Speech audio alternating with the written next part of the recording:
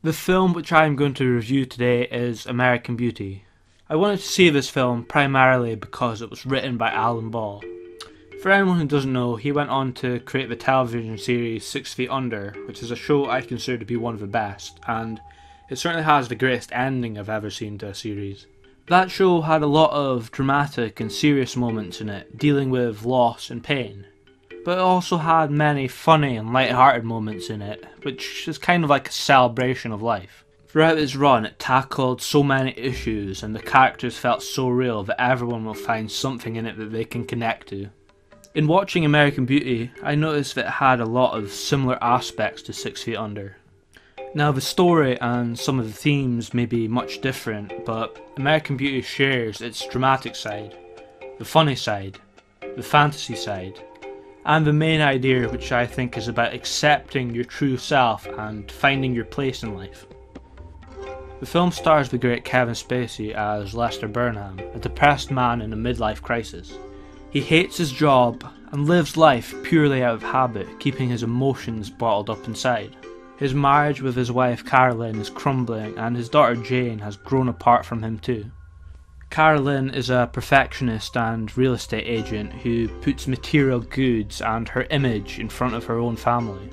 Jane is, as Lester says, a typical teenager, angry, insecure, confused. She is friends with Angela Hayes, someone who is obsessed with her appearance and thinks that outer beauty is the only thing that matters in life.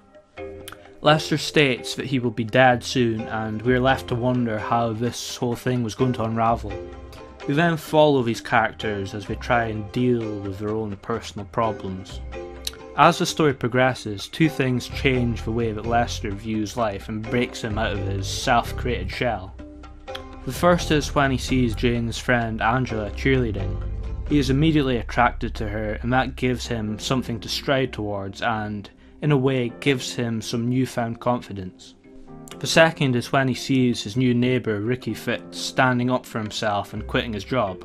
He very much plays by his own rules, which interests Lester greatly. And as Lester says, he has become his new personal hero. The two become good friends, and this inspires Lester to change his life drastically in a number of different ways.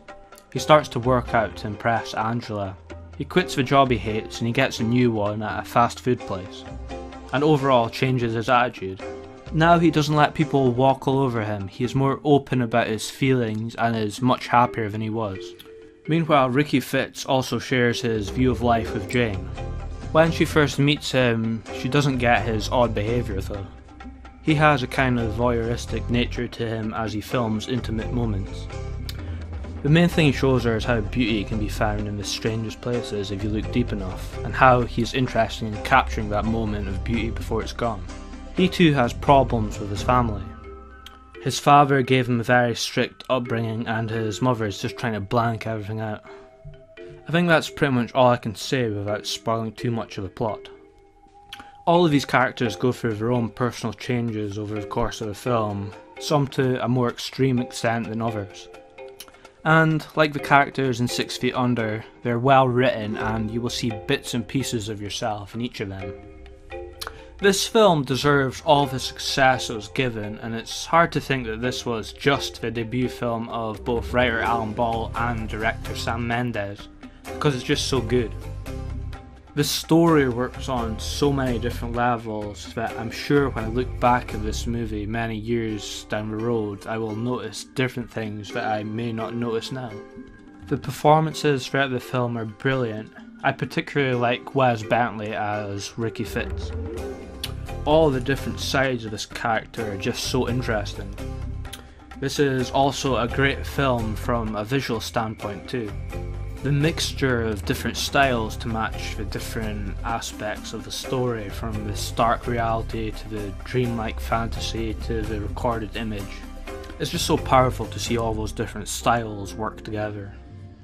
There's also a lot of beautiful pieces of music in here.